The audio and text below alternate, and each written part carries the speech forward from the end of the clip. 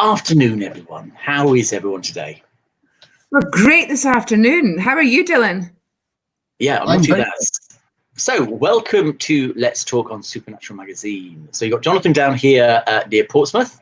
We have Lara all the way up in Bonnie, Scotland. And Dylan in the middle, who is literally in the middle of the country as well. Where are you at the moment, Dylan? I'm currently in beautiful mid Wales. I'm at Bilthwells at the showground in my motorhome. I just realised we're tri-country. That's lovely. Yeah. It's the United Kingdom. From all parts of the realm, we just need someone from Northern Ireland to pop in, and then we'll have the whole country covered. So, how was everyone's week so far? Well, I know I always say it's hectic, but it's been an extraordinary week. I found that there's been a lot of stuff being sorted this week. All right, that's good. Things, yeah, even to do with other people, and somehow managing to get to witness that. How about you guys? Have you been the same, or? Chores, gardening, silence. Do you see that, everybody? I asked. Oh, gardening. Gardening, yes, loads and loads of gardening. Oh my God, you were sorting stuff in the past, weren't you? Past clutter. Yes. Past clutter, cupboards. And Dylan, you said you were doing something in the garden as well. It sounds very exciting. Oh, my wife has had me catching up on all the jobs that I've managed to get out of in the last 5 years during lockdown. So I've actually built a little bar in the garden. In the garden. How cool is that? As well, and it's a Ghostbusters themed bar, so I called it the Ecto Bar. I think we're going to need pictures. Yeah, so I was going to say, did you say barn? Bar, as in drinks bar.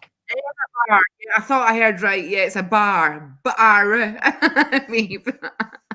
Quite ambitious if you built a barn in your own garden. It would have been.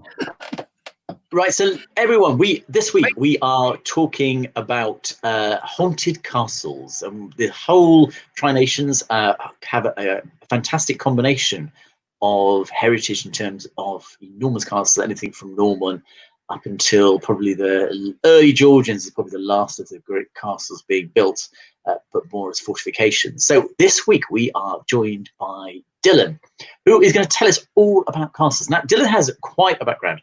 PhD, Robert Gordon University, exploring the media representation of paranormal phenomena and research and its influences upon investigators of ghosts, hauntings, and related phenomena. Retired police officer, wealth of experience in spontaneous cases for over 30 years. But one of your fascinating, I don't know if I should call it really a pastime, because it's much more than just a pastime, is your website, The Great British Ghost Tour, and you've branched out into America as well. So do you want to tell us about what that is about? Well, the Great British Ghost Tour started in January 2010. I was going through a period of, I was recovering from an injury when I was in the police. I had about 3 or 4 months off. So I thought, what am I going to do to pass the time? So I created this website because I've always had an interest in collecting stories from around the UK. So it just developed from there. And then about 2 years ago, because I've always had this interest in how American ghost stories relate or differ from our very own. So I thought it might be fun to start a Great American Ghost Tour. So I've started that site off as well. So that's a growing collection of ghost stories from around the United States. Excellent. So we will be putting up links to those websites if people want to go and have a look at those shortly. But let's get on with talking about haunted castles. So how do you want to do this? Do you want to do the countdown, 10 down to 1, in terms of what you consider to be the most haunted castle? And we need to know, how do you go about classifying something as most haunted? Where does that evidence come from? Oh, that was a really difficult one, because when you consider how many castles there are in the United Kingdom, that in itself is a phantasmical feat to try and clarify which one you think is going to be in the top 10. Originally, when I was doing this, I was doing a presentation out in the States. So I wanted to make sure that they were castles that if anybody actually wanted to visit, that they were iconic enough to be known. And also that they had, some good stories associated with them, lots of background, lots of folklore and history. So that was the main sort of thrust behind it. But when you're trying to whittle down from 1,500 castles in England, 600 in Wales, and then about 2,000 in Scotland. It's quite a tough ask. I bet it. I totally agree. So let's start then with number 10. Which castle are we going to represent as number 10 on your list? Well, at number 10, according to English heritage, during the Dark Ages, Tintagel was an important stronghold and probably the residence of the rulers of Cornwall. Now, Richard, who was the Earl of Cornwall, built the castle here in the 1230s. And they suggest that the site was actually of no military value, and legend alone seems to have inspired him to build it here. Now, Tintagel is, of course, shrouded in Arthurian legend. Gorlois, the king of Cornwall, sent his wife Gurn from Gimmerlow to Tintagel to save her from the lustful Uther Pendragon. However, Merlin allowed Pendragon to appear as Gorlois to seduce the poor woman. And it was from that act that Arthur was conceived. And it's Arthur's shade that is said to haunt the dark ruins of Tintagel Castle, whereas the ghost of Merlin himself is said to lurk in a cave below the castle that is named after him. Now, of interest, once a year, the castle is said to disappear, only to reappear in its former glory, before returning to its ruinous state that you see today. Now, is this a time slip or an apparition on the grandest of scales? Excellent.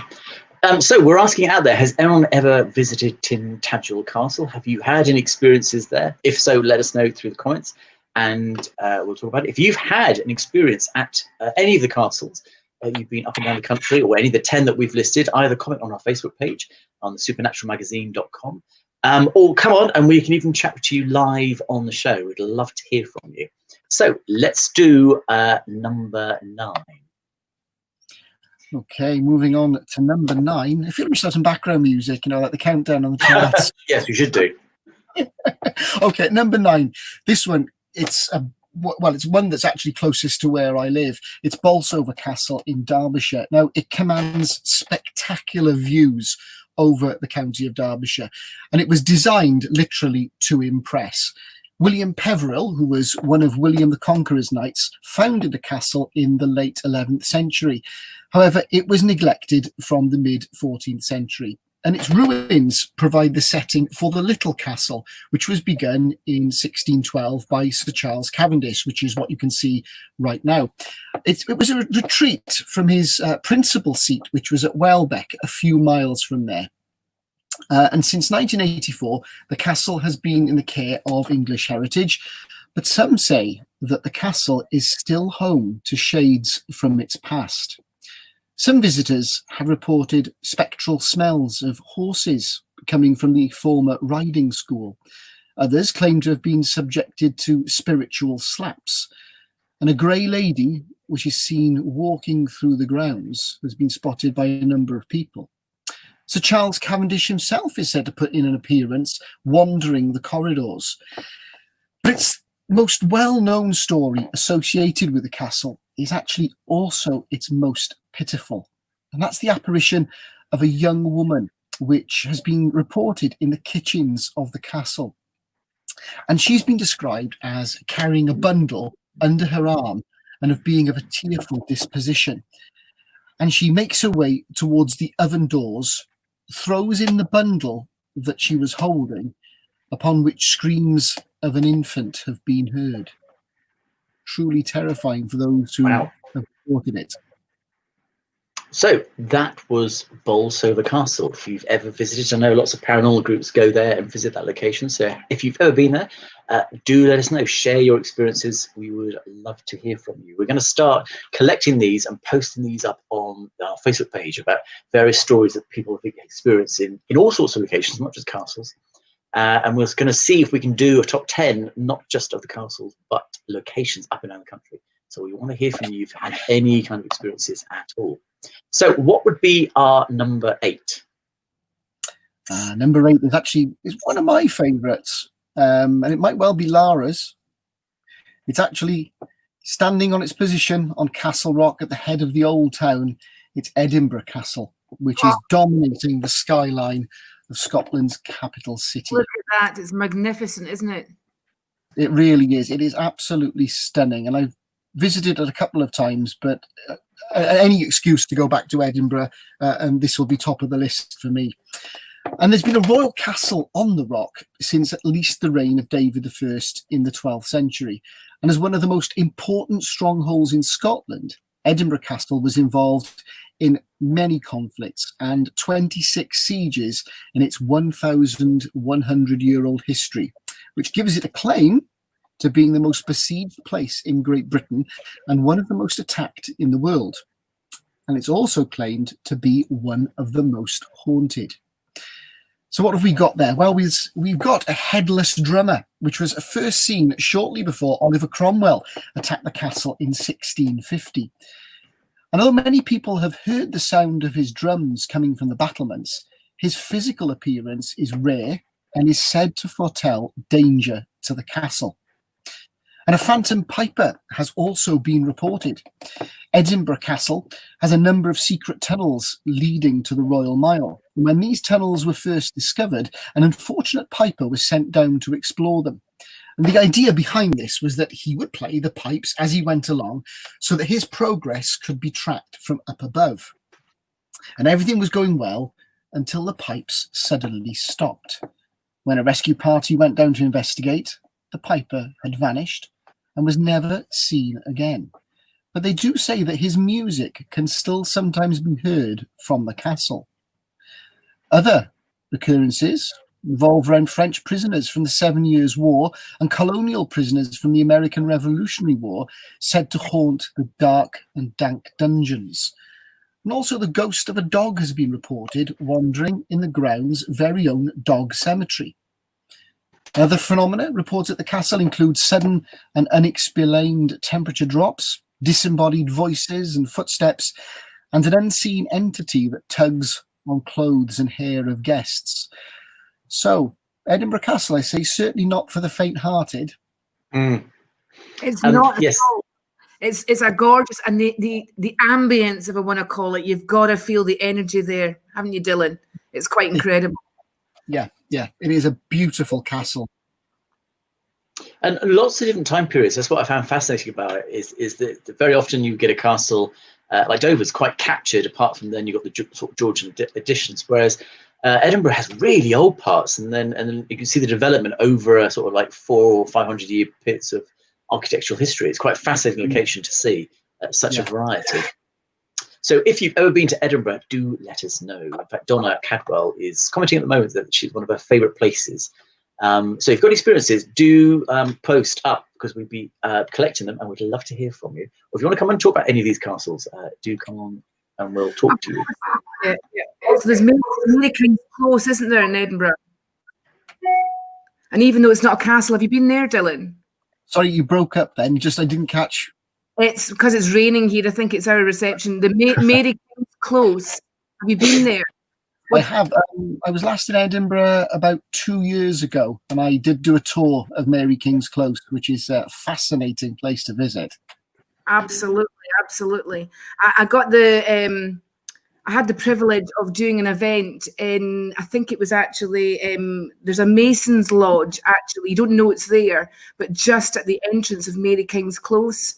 And I was working in there, and there was some very strange activity. Very strange indeed. Fabulous ambience that you could only we can't do justice explaining it. You need to go for yourself.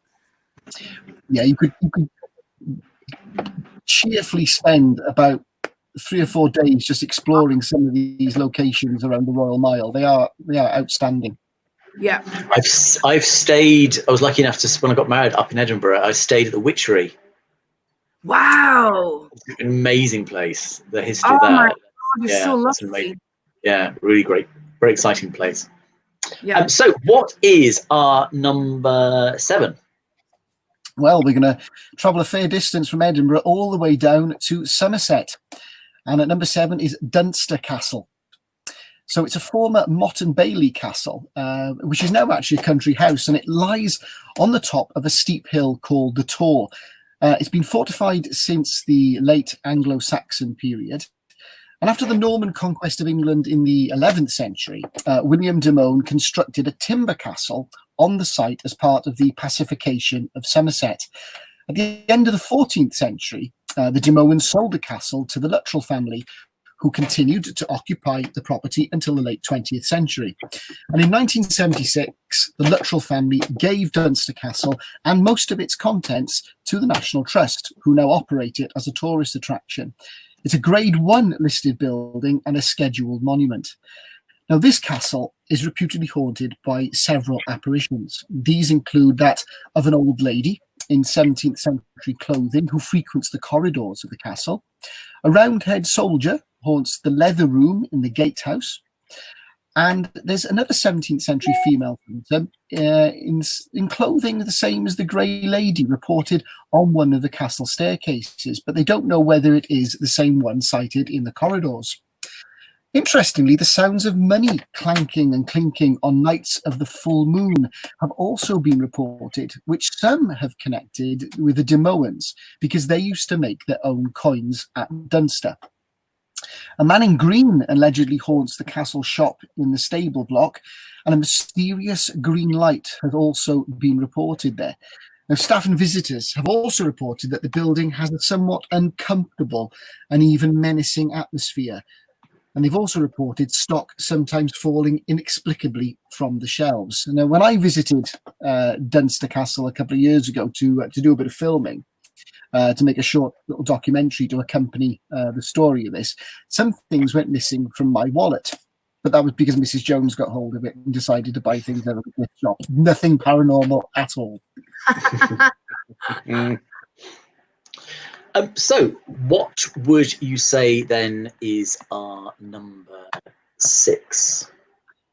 Well, I had to include one from my country, Wales, and it is none other than Castell Cardiff, which is Cardiff Castle. And it's a medieval castle and a Victorian Gothic revival mansion. It is spectacular to look at. Obviously, what you've got there is the original Mott and Bailey Castle, which was built in the 11th century by Norman invaders, which actually sits on top of a 3rd century Roman fort. Now, William the Conqueror, or Robert Fitzhamon, commissioned the castle. But in the mid-18th century, Cardiff Castle passed into the hands of the Marquises of Bute.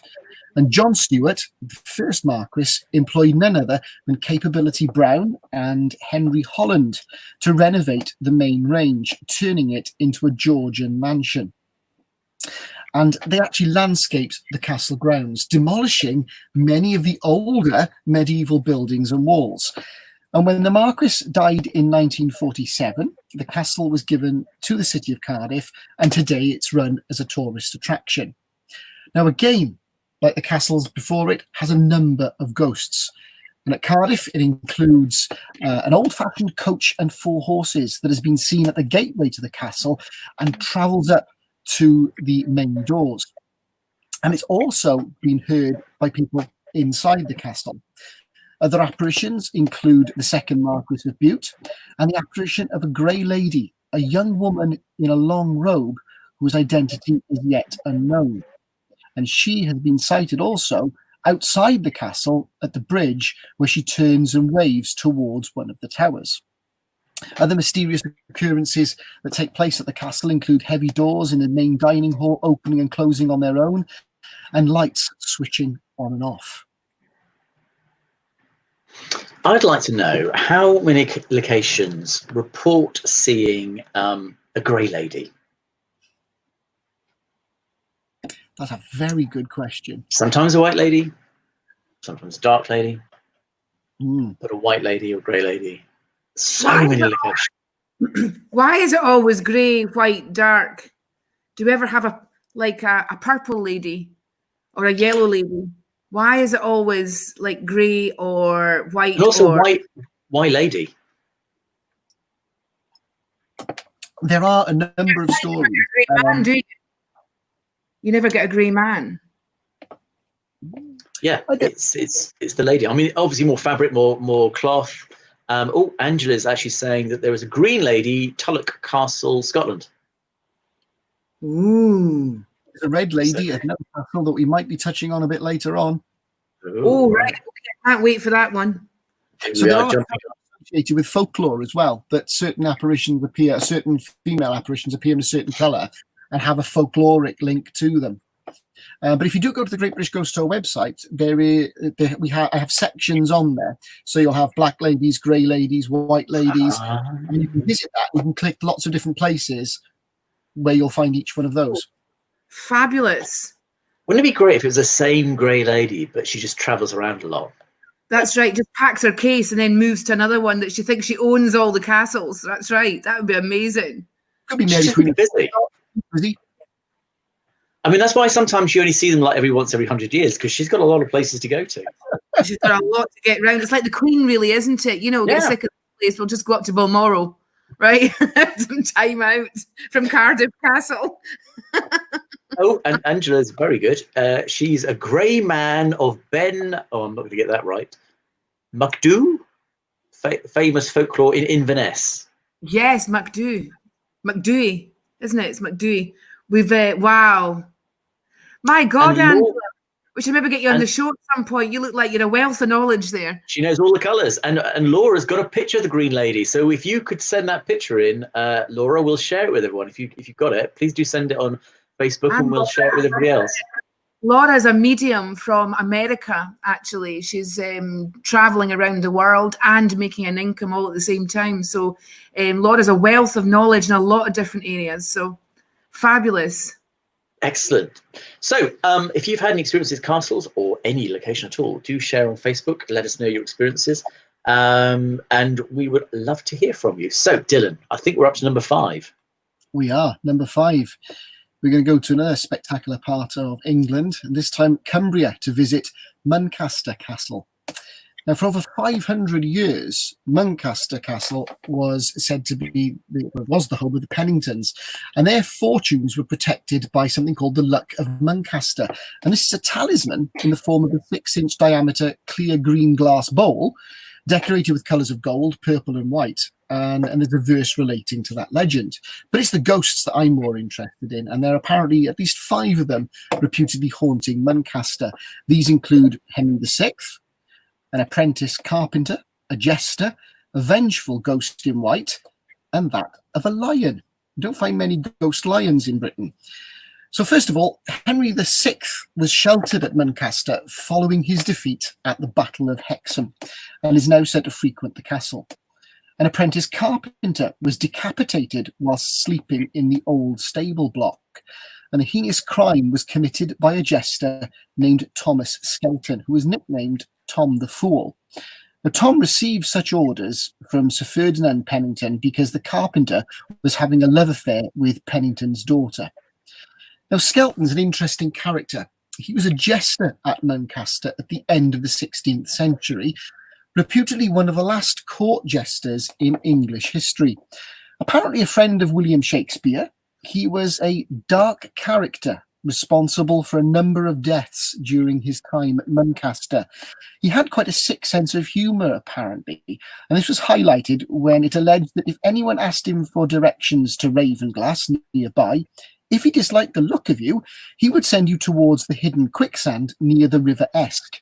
And some of these people were obviously never seen again. Now, Tom died around 1600, according to legend, in the very marshes where he'd sent so many to their deaths when trying to return to the castle whilst he was drunk. Now, his portrait hangs in the castle, and it contains his will. Witnesses have reported hearing footsteps approaching where his portrait hangs, and his ghost has been reported as of another one by the name of Mary Bragg.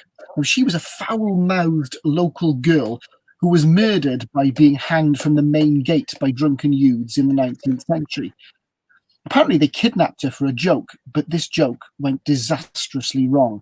And those responsible were never brought to justice, which is the reason why she is said to haunt the area. But finally, the lion, quite an intriguing ghost if ever there was one. Now, apparently, the lion was shot by the last Lord Muncaster in Kenya, and its skull is kept at the castle. And this lion has sometimes been heard prowling and growling around the castle as darkness falls. I'm not sure I'd want to be hanging around there at that time of the day. If that is the case. That sounds like somewhere I need to go and visit. I've not been that part of the country, and that definitely, I think, is now going to be on my list of places to go and visit. So if you want any more information about what Dylan has been doing, I'll put a link on to greatbritishtour.co.uk. Have a look at the different categories. See a Ghostbusters tour. Don't forget, Dylan, we still want the picture of the bar. It's in your garden, the Ghostbusters style bar. I think we need to see that one. I'll get that to you. So, what would be your number 4 location in the top 10 of haunted castles in Britain?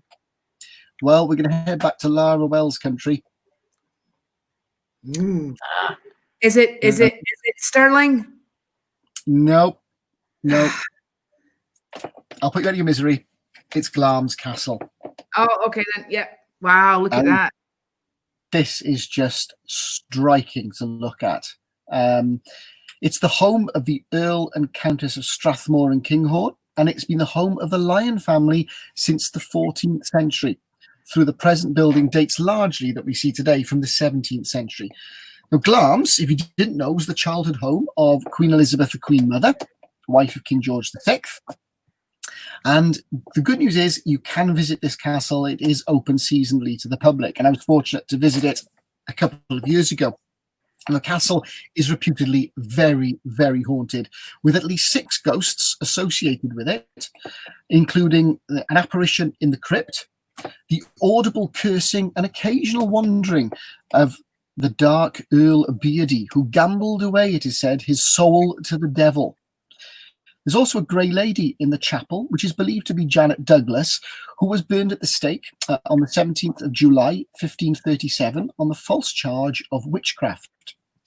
And then, of course, there is one of the darkest legends in Scottish history, that of the monster of Glamis, who some believe may have been a vampire, or certainly something terrible enough to be kept locked up within the castle walls. Now, they do say that at Glamis, there are more windows on the outside than on the inside.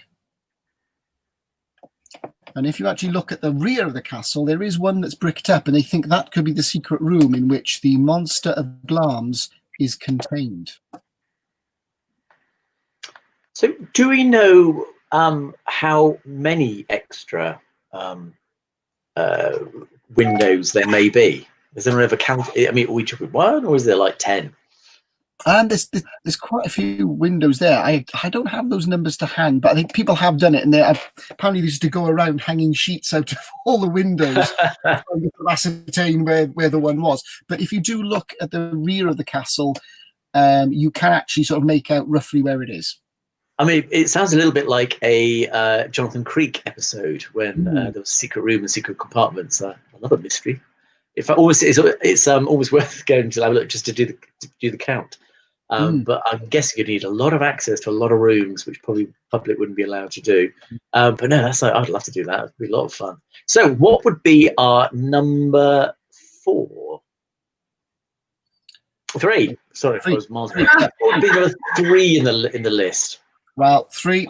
We're going to one of royalty's homes. It's none other than Windsor Castle.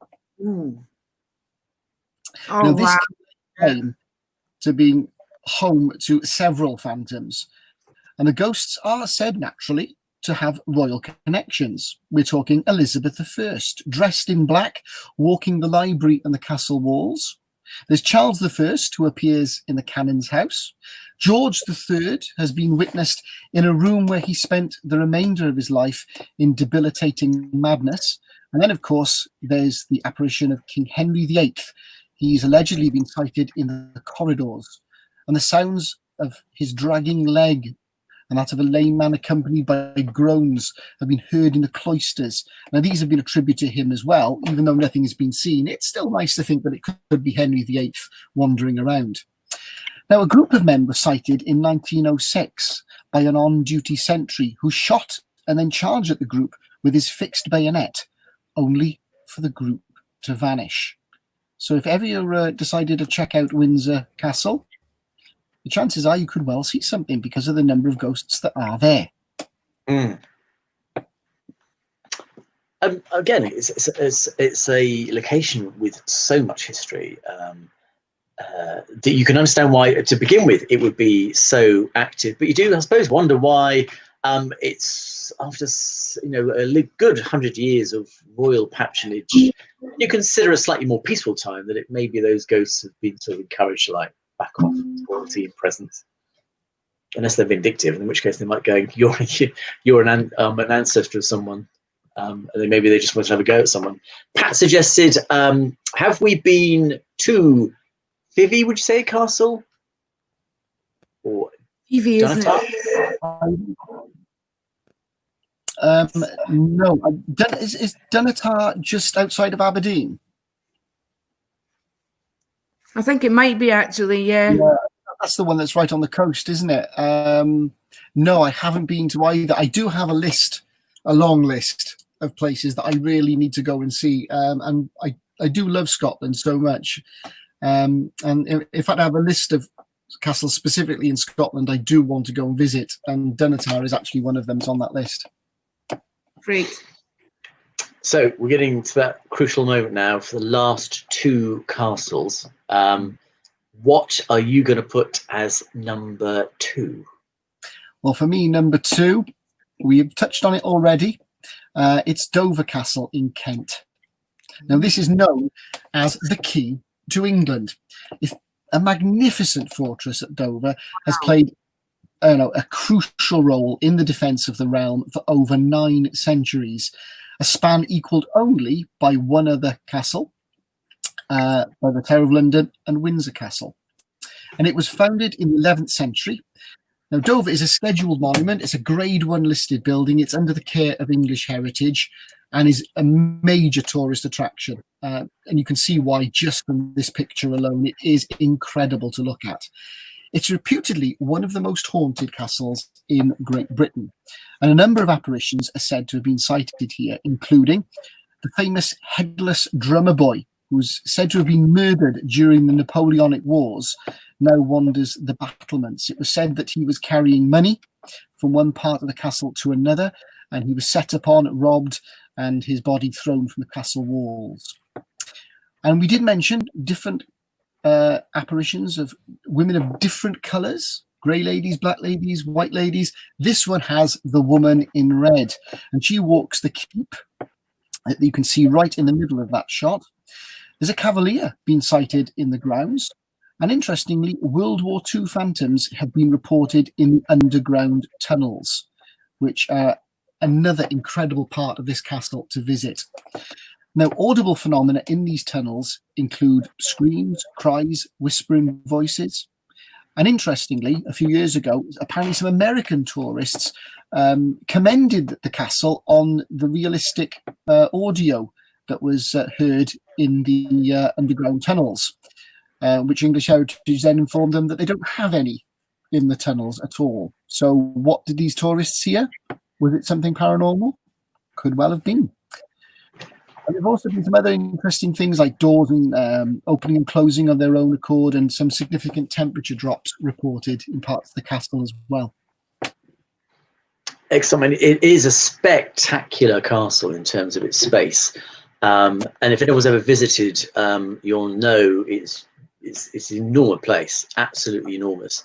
And again, you've got the variety of different locations within it. There's all sorts of different structures of buildings. For me, it's a little, I might get in trouble by arguing, but a little bit like Edinburgh in terms of it's been there for such a long time, but then developed several times by several generations, and always been so important in terms of defence. So that's why there's been a lot of time and energy and money spent on these things. Because at the end of the day, most of these castles come down to money. And if the prevailing government don't prepare to spend money on them, then they don't. But then sometimes they think, well, Henry VIII was a great builder. You've got to look at that and go, my God, the amount of work that's gone into designing something like that and building of that and the labour involved. And it's just absolutely breathtaking. Totally. Yeah, the scale of the place is incredibly impressive. And if you are going to visit, you know, I would say that a day, it probably isn't enough to cover all the parts of it. It really does cover a huge area. Mm-hmm. Yeah. Okay. In fact, it's on my list of places to go and investigate next year, so I'm quite excited. A lot of tunnels to look through. I like dark tunnels. So the moment we've been waiting for. What would you consider to be the most haunted castle up and down this great realm? Well, it was a tough choice, but this one I think is the pinnacle, and it's the place I would love to spend days, weeks exploring if only I could. It is, of course, the Tower of London. Now, this was founded towards the end of 1066 as part of the Norman conquest of England, and William the Conqueror built the White Tower, which gives the entire castle its name, in 1078. The castle has been a grand palace and a royal residence and was used as a prison from 1100 until, get this, 1952, although that was not its primary purpose. As a whole, the tower is a complex of several buildings set within two concentric rings of defensive walls and a moat. And this has got lots and lots of history associated with it. And of course, as you'd expect, lots of ghosts. And if you believe there's a connection between acts of violence and hauntings, then this is of little surprise. Theories aside, the tower is haunted by the likes of Henry VI in the Wakefield Tower. There's a white lady in the White Tower. Two children dressed in nightgowns have been sighted in the Bloody Tower, and these are believed to be none other than lost princes in the tower connected to King Richard III. The wraiths of Anne Boleyn, Lady Jane Grey, and Margaret Powell haunt Tower Green. Now, the ghost of Margaret Powell is, I think, one of the saddest. She was executed on Tower Green, and it's said that the axeman had to chase her around the Tower Green, taking swings at her neck before actually killing her. There's also the smell of cheap perfume around the entrance to St. John's Chapel, and there's quite a few other odd incidents that have been reported by staff, beefeaters, and visitors to the castle over the many years that it's been open.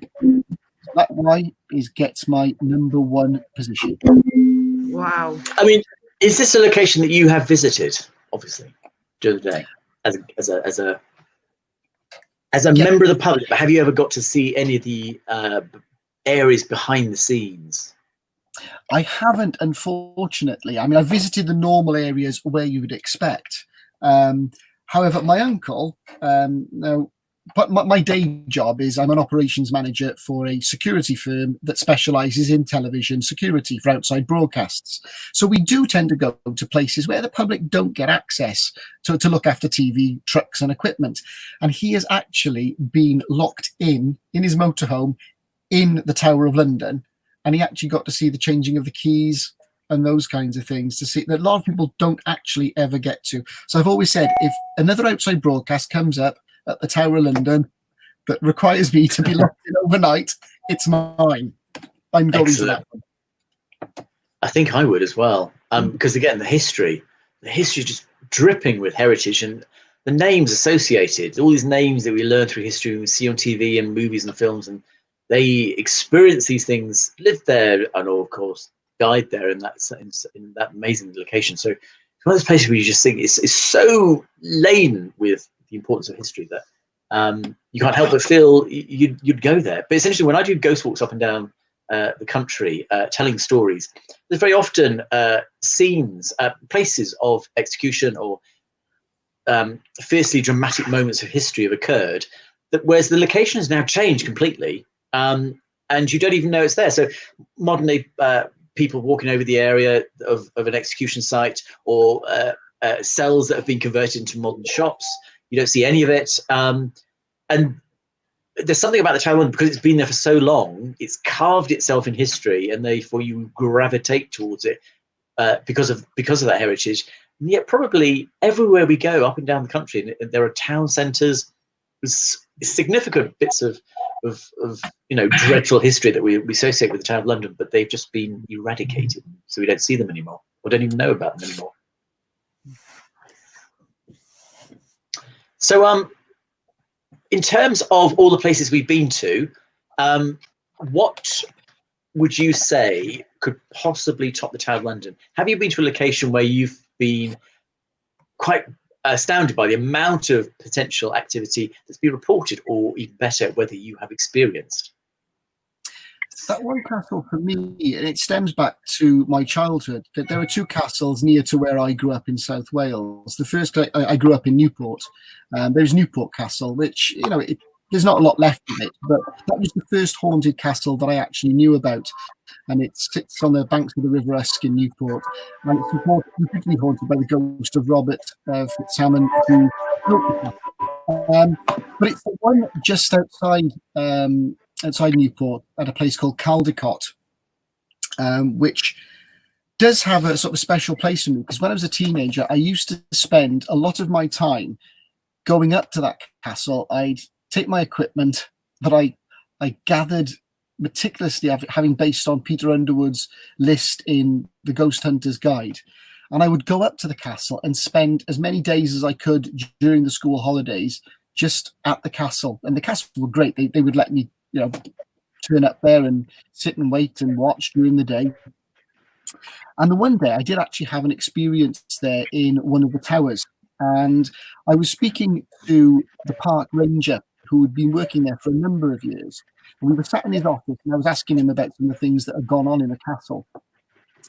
And as we were sat there talking about one of the apparitions that was sighted in the castle, but bearing in mind this was of an afternoon, midsummer, it was a reasonably warm day. In the confines of the office that we were in, because we were in the stone building, he'd put his electric fire on just to give the room a bit of warmth. And there was a thermometer on the table, and we were discussing about the different kinds of phenomena, when the whole room went incredibly freezing cold as we were talking about this particular sighting. And we both watched the thermometer drop 11 degrees, literally like that. And then gradually, the temperature on the thermometer rose back up to the level it had been before we would actually started talking about this particular apparition sighting. And all the while, don't forget, the electric fire was on in the room. So that experience has always stayed with me. And that's probably one of the strangest things that I've ever encountered. But that was going back to when I was about 16 years old. So nearly 30 years ago. If anyone's ever done ghost hunting and you have looked at temperature fluctuations, you can get a couple of degrees. Obviously, throughout the night, the temperature drops anyway, and it can easily drop overnight 10 degrees. But a rapid temperature drop of that degree is very, very unusual indeed. So that was quite impressive. Would you say that the more places you have investigated, how can I word this? Let's just say the least amount of activity impresses you? Yeah, I mean, I'm one of these investigators that goes, I try to do quality rather than quantity. So I would rather spend a lot of time in one location rather than visiting lots and saying, oh, I've investigated this, and ticking off a list, because that's not investigation. Investigation is spending a significant amount of time going through a correct process to get to some answers. Whether or not there's a place where nothing has happened that's impressive, can't really answer that, because I think a lot of the things tend to be quite subtle anyway. Because I think what I've encountered is that as I've done more and more ghost hunts, that you sort of because I realised that we said your best experience was 16 years when you were 16, and I would say that when I first started doing this, I had some very extraordinary encounters, and I would probably say gradually they've become not necessarily less, but just less exciting, less wow, that was amazing. You sort of maybe just become a little bit blasé. So you get a temperature drop, but it's not as good as a temperature drop we had before, and maybe you sort of just go, yeah, it's not as good as the last one. So maybe you sort of gradually are less and less impressed each time. But I don't know what anybody else feels, whether the more you ever investigate locations or research locations, that you actually feel there's less happening. Lara, in terms of what you've done, would you say that you've felt like there's been less activity, or rather less, you've been less impressed with activity than when you were quite, when you first started your sort of journey? Well, absolutely. I think it's get a bit of feedback so we can hear it. Oh, say that again. Did you get a bit of feedback there? Did you? Just a little bit, yes. Yeah, I think less impressed.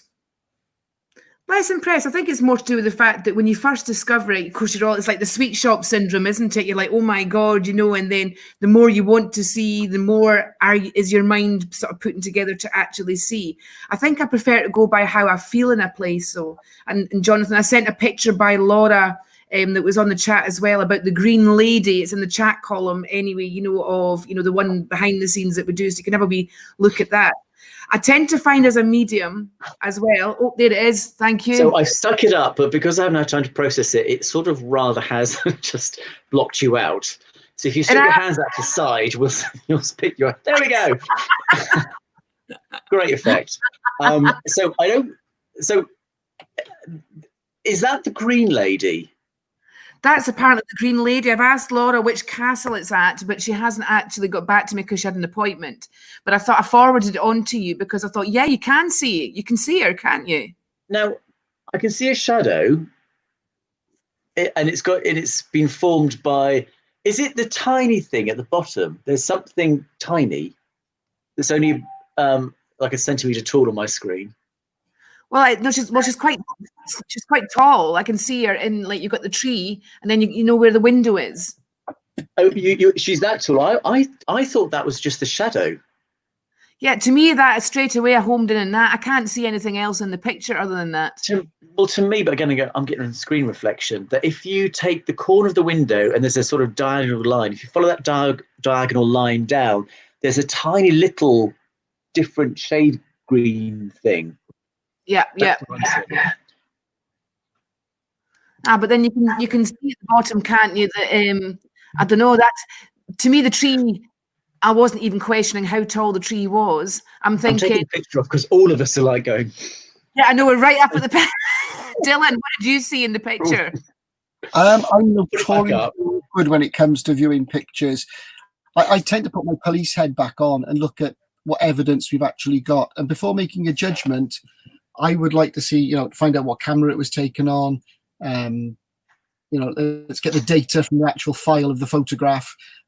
First impressions, I don't see anything. So we'd have to consider whether things like pareidolia and things like that could be responsible for it. I'll put it up again. If everyone wants to peer at that picture a little bit longer. Shame I haven't got time to blow it up. I might try and process it in the future and see whether, because we can't even agree what we're looking at, let alone what we think the phenomena is in terms of. So you didn't actually take a look. Oh, all right. I'm seeing something else now. Actually, I'm seeing a taller grey figure, green figure. Right, and when we look at something, it's learning not to see it with your eyes, but seeing it with your mind's eye, right? And that requires a different processing thing in the brain. All right. Whereas we're a society conditioned to, like Dylan was saying, you've got to see what cameras, but cameras will only, it's to do with pixelate, it's to do with the amount of what is to do with per screenshot. So we can only go as far as that camera is capable of photographing on a certain vibrational level of formation of what that object's meant to look like. Right. So it's like anything, when you look at it, to look at anything that's supernatural, we have to have supernatural apparatus. We can't see it with a normal apparatus, not even in our mind, unless we actually condition or allow our mind to look at something in a freedom-based way rather than let's drag everything in of things that we know in a logical way. We're not going to see stuff like that. We're just not. That's why I like that. Pardon? I was going to say to Jonathan, if you want to see something, I've actually sent you a picture of the bar. Yes, I was coming to that.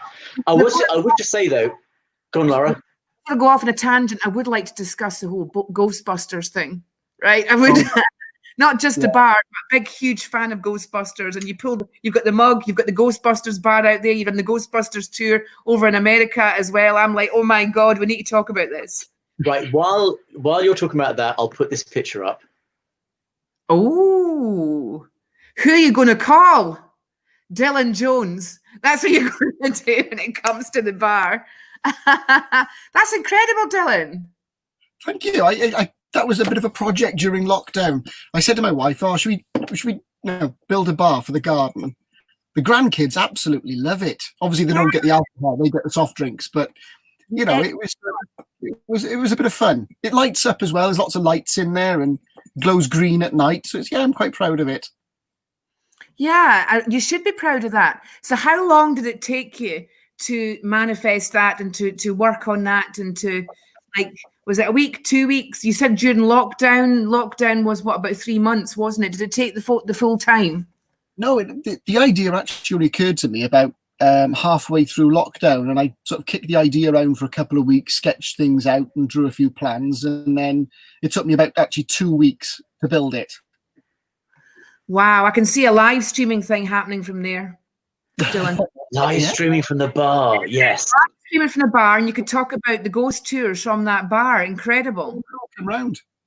Once lockdown is fully over, no problem. Well, let's do. We can do a live stream first, and then from each other's bars, and then. So, Lara, have you got a bar? No, well, the bar here, right, is a classy thing, right? The bar's actually hidden, but I could go in the bar, I suppose, and do it from there. You'll see when you come up, Jonathan, there used to be one in the breakfast room, but the Danish guy that used to own it years ago, very flamboyant guy, ripped it out.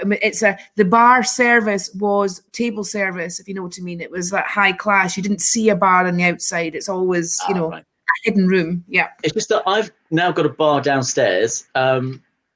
So I think we could do from all our bars. Good. I would be Country Bar Fest. I would look like I was in a cupboard, Jonathan.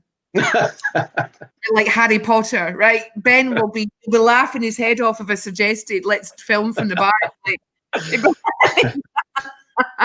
So tell us about the Ghostbusters side of things. Did you, when you saw the films, Dylan, right? And because obviously this inspiration has gone with you through life, hasn't it? If you're now creating the bar in your garden, right? This has been a huge influence on you. Would you say the Ghostbusters has influenced you also with doing the ghost tours? The Ghostbusters thing, actually, what got me into the paranormal was an experience I had when I was about 7. When I woke up one night and thought I saw the apparition of my uncle who had died the year before, standing in my room. But that could have been a hypnopompic experience where I just woken from a dream state.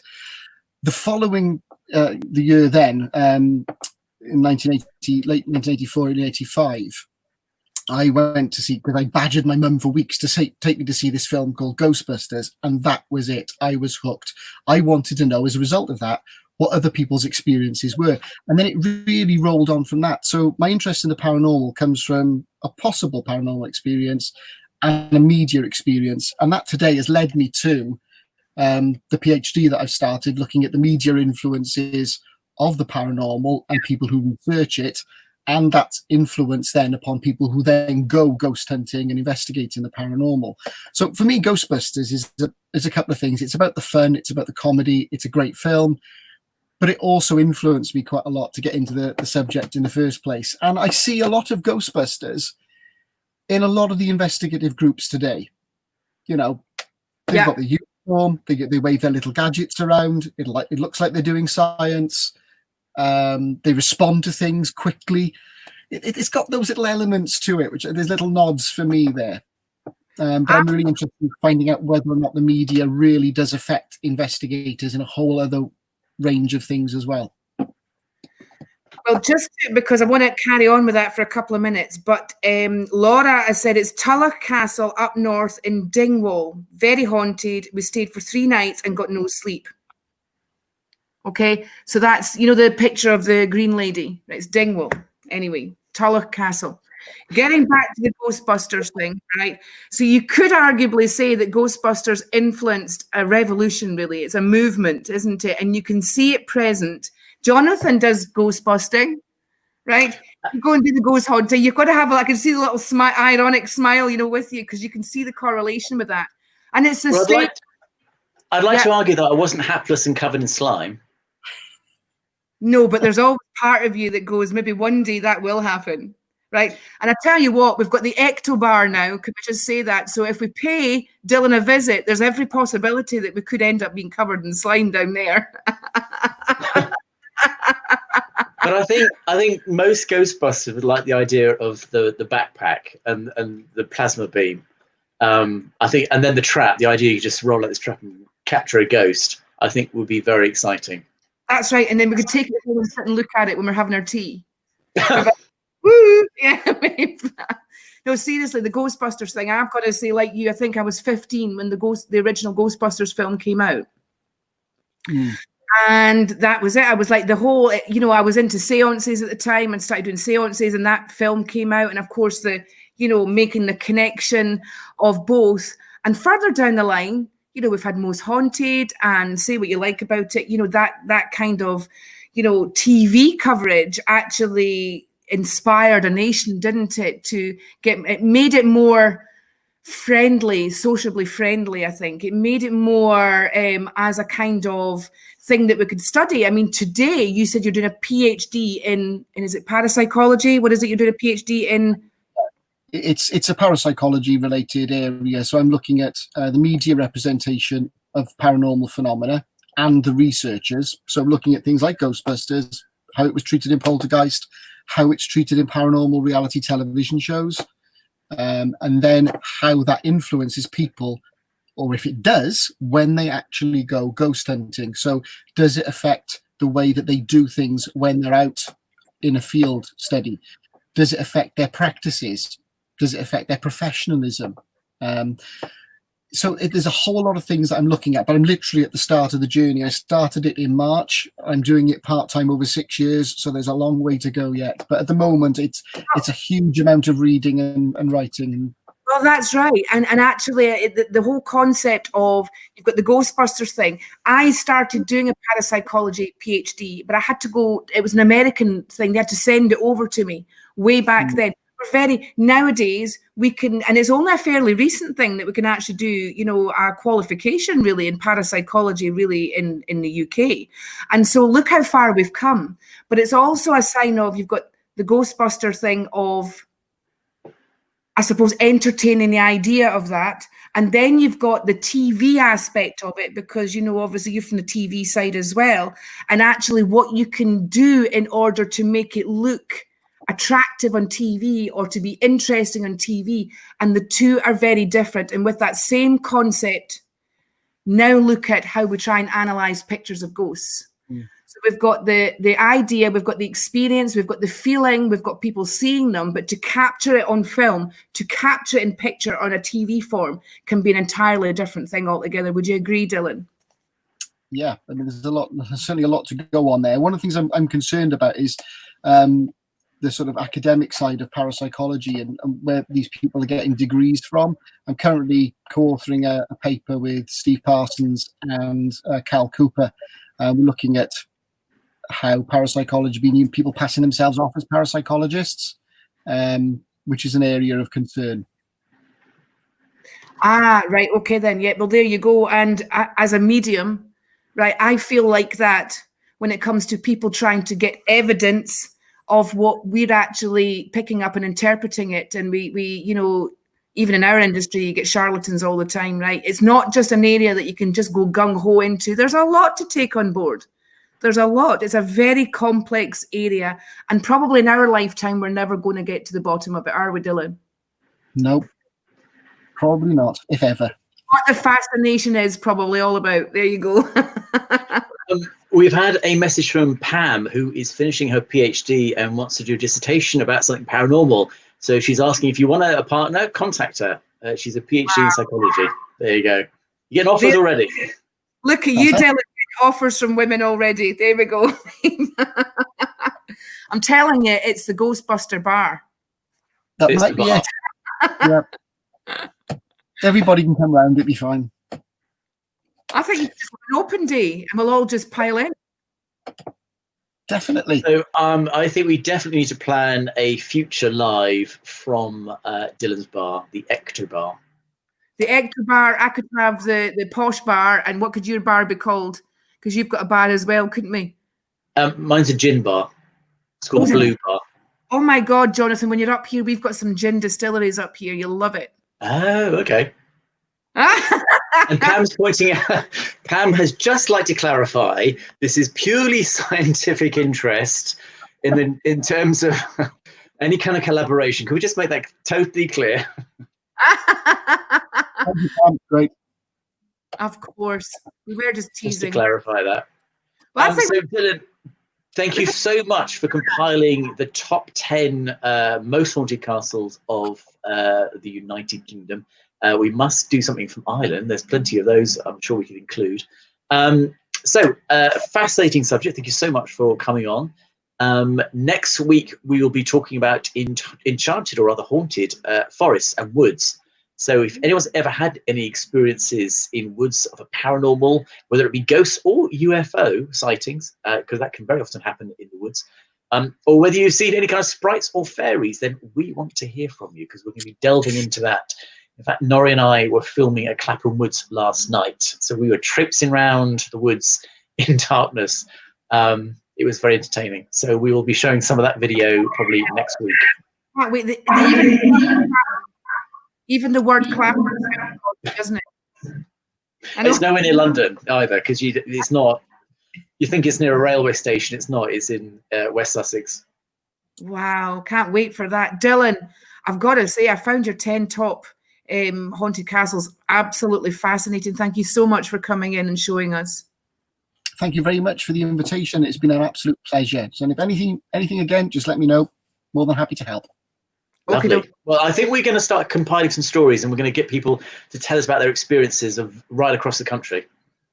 Yep, that'd be a great idea. I think it'll be massively fascinating. So we'd love to have you back at some point, Dylan. You take care and happy barring. Who are you going to call? I think it's got to be Dylan Thomas with Great British Gold, honestly, because that guy, you've got some serious moves. Take care anyway, Dylan. So Bye-bye. Thank you very much, everyone. That's the end of the show. Tune in next week and we'll be talking about haunted woods. So have a good week and we'll catch you again on Let's Talk. Take care, everyone. Take care. Bye-bye.